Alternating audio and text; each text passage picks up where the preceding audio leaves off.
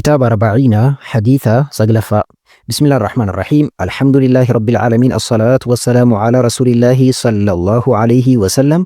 اللهم لا علم لنا إلا ما علمتنا وعلمنا ما ينفعنا وانفعنا بما علمتنا وزدنا علما وعملا يا رب العالمين. الحديث حديث التاسع سقلفة. أنا أبي هريرة أبا هريرة الرأودي فمي عبد الرحمن بن سخرين مكان إساء عبد الرحمن ابن سخرين كجدأمو رضي الله عنه الله نسرها جالته. أبي هريرة قال جئ سمعت لقه رسول الله إرقما الله صلى الله عليه وسلم يقول كان جدًا ما نهيتكم عنه وان ما جتون وان نهيتكم إسن أورك عنه إسرّا وان إسن أورك إسرّا فاجتنبوه الرافقات وان الرئيسين أورك الرافقات وما أمرتكم وان أمرتكم إسن أجج به إسد وان التي إسن أجج فافعلوا دلقا منه إسرّا وان تجمتن سنرى دلقا ما استطعتم وان دنديسن وان تجمتن وان دنديسن دلقا فإنما أهلك كبليسي أهلك يشون كبليسي الذين من قبلكم والرئيسين دور دبره الذين إسانن من قبلكم إسن دور دبران كبليسي كثرة هدوميسو مسائلهم غافلي إسانيت غافلي هدوميسو إسانيتيف حلاك من يوكان بدني واختلافهم والأبو إسانيتيف على أنبيائهم أم نبيوتا يوكان إرغمتوت ربي إرتي والأبو إسانيت إرغمتون وان توقو أججان إسان مونتي دلغان وان بيروتي سببا كان في مالتاني حلاك منيتين بدني. رواه حديث كان وديسي البخاري بخاري في ومسلم مسلم توقو توقودان إبسا حديث كان إن شاء الله ها إلى اللو جلقبا كتابة كان مال جي حديث كان مال جديتين إيغالي عن أبي هريرة جدي إيغالي أبا هريرة الرأودي فمي جدي إيغالي أبي هريرة مكاني سا أكنامي تقروا أكنا بيكما maaliif Abii Hureyraa jedhameenaan abbaa adurree jechuudha. Adurree takka ture jedhanii. Adurreen hiriyyaa ta'ee adurreen tun jala deemti yeroo mara biraan dhabamtu waan adurree kanaan hiriyyaa ta'ee akkasitti yeroo mara wajjin jiraatuuf jecha abbaa adurree jedhameetiin waamamee jedhan. Inni bara torbaffaa hijiraa irraa bara torbaffaa islaamummaa qabate. Hadiisa waliigala hadiisa 5374 odeesse. Waggaa meeqa keessatti? Waggaa 4 keessatti.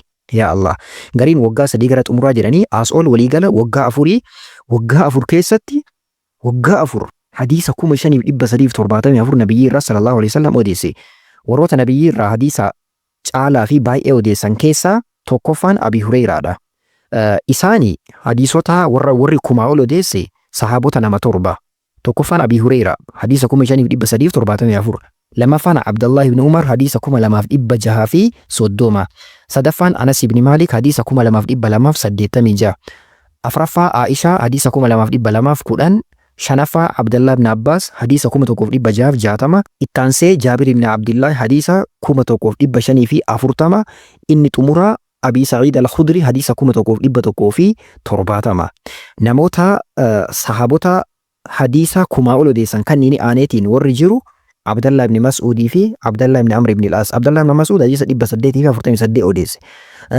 عبد الله بن عمرو بن العاص مو حديث دبا تربه وروني كوني وانا ما جايبو عمري نساني اجولله تورن يرو نبي رسول الله عليه وسلم حديث اوديسن يا الله دايم ما يساني تي بيكم سغدا علمي غدا ولتي قبتني جچو جچا كانا علماء جچا تكون نظمي تو يولي قبمال جرني المكثرون في روايه الخبر من الصحابه الاكارم الغرر أبو هريرة يليه ابن عمر فأنس فزوجة الهادي الأبر ثم ابن عباس يليه جابر وبعده الخدري فهو آخر حفظ جيتشاكانا وانا لما يسينيكي مكانو في كيستي كباتا جيتشوم مكان أبي هريرة عبد الرحمن بن سخري جدما حديث نيكوني سبب دبة ميف كبا نبي صلى الله عليه وسلم حديث توكو كيستي مال جراني يا أيها الناس يا نما قد فرض الله عليكم الحج فحجوا ربين حجي درقام سنرت تاي سيتيني حجا جدني بودي نمجي توكو مال جدي غافته برامر حجينا جديني اما لي تريدبيسه يروس دي مال جديني نبي ني چاليساني اني يروس دي تريدبيسه برامر حجينا يرغما ربي برامر حجينا منام جدي چنكين نبي حجي بودا نبي صلى الله عليه وسلم مال جدني اوسو اي جدي تلا درقام سنرت تاسيفم تجران اسن الله هندن ديتني جران سلا جرانا دغا جدني زاروني ما تركتكم بقى وانا نسين ايزت نديسا yoo awwaan tokko irra dhaabadhe waan tokkorra yoo an callise isinillee achuma dhiisa. Achi booda maal jedhanii warra isiniin duraa kaballeesse gaafilee heddummeessuu fi nabiyyoota isaanii irratti wal dhabuudhaa jedhan. Kun kaan jedha nabiyyoota isaanii waan isaan itti ajajaniin faallaa deemutu isaan halaakee balleessee jedhan.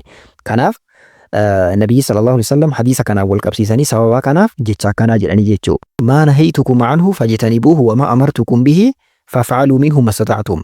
Maa nahaytukum waan isin dhoorki jedhan. Dhoorkaa wanti jedhamu maalidha akka afaan Arabaatti? Alabul kaffi alaa wajili isticlaa'i walaw hasba da'wan naahi. Maal jechuudha?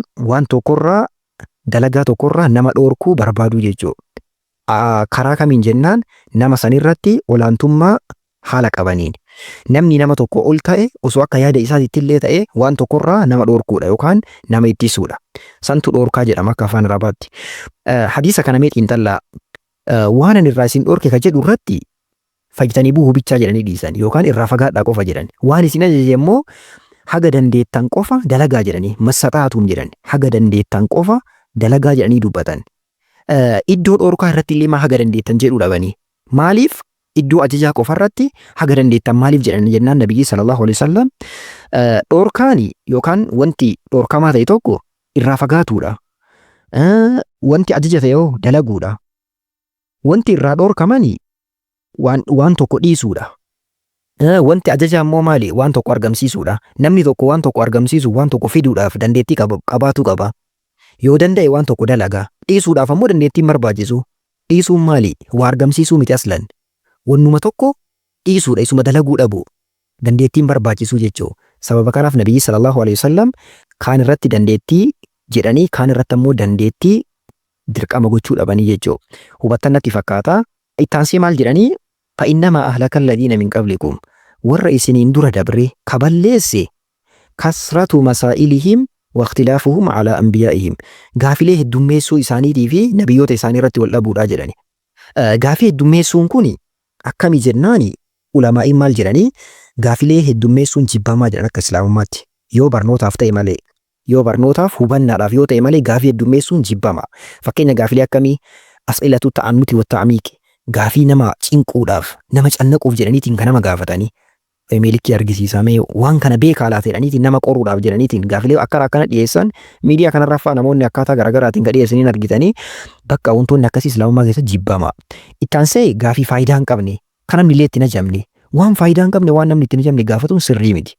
Ittaansee ooraadhaaf namatti qoosuudhaaf jedhaniitiin gaafilee garaagaraa gaafatu. Wantoonni akkanaallee jibbama. Ittaansee almasaa'il ulati lamtaqaa waan hin argamin gaafachuu. Fakkeenya tokko Abdallah ibn Umar maal jedhee gaafate akkaataa hajjii gaafate Abdallah ibn Umar akkaataa hajjii itti himee waan dhungatamullee waan hin dhungatamnellee harkaan fa'a nagaa jedhamuun kanneen itti himee booddee namichi maal jedheeni osoo namni baay'ee ta'ee cinqameemee maal godhaa jedheeni. Achi booda Abdallah ibn Umar maal jedheeni gaafii waa'ee cinqama keetii mana kaasoftu yamanii keetii deebisii jedheen ammaaf wandumaan si hime qofa qabadhu jedheen. Kanaaf waan hin argamin fakkeenya namni gariin maal jedhee gaafata sheeka osoo abbaan haati manaatiyya nama dhiiraa biraa waliin osoo zinaa dalagdu osoo arge maal godhaa jedhaan. Subhaanallah waan nama ajaa'ibu namni gaafii akkanaa gaafatu hin mokkuramaa jedhan waan saniin. Namni tokko akkasii gaafate wallahi ittiin mokkurame jedhan subhaanallah. Kanaaf waan hin argamin tokko gaafatu hin qabnu. Ittaansee waa'ee qadaaf qadaraa gaafatu. Qadaaf qadara waan rabbi murteesseetiin lafa kaa'e tokko fakkeenya wannuma shariyaa keessatti amma itti dalagamu kanneen wantoota akkana kanneen maaliif akkas dalagan maaliif wanta akkana dalagan jedhaatiin gaafatu beekumsaa fi itti dalaguudhaaf miti kan inni gaafatuuf. Ittaansee waa'ee qiyaamaati. Qiyaamaa yoomi sa'aatii akkamii dhaabatti manaaman jedhaniitiin nama cinquu gaafiidhaan wantoonni akka laalli islaamummaa keessatti jibbamaadha jechuudha. Gaafiin gaafatuu fi jaalatamuu fi eeyyamuu akkamiiti. Gaafii sababaadhaaf jecha gaafatamu ka bu'aadhaaf barnootaaf jecha gaafatamu malee kan nama cinquudhaaf uumamumaaf jedhanii gaafatan sirrii miti.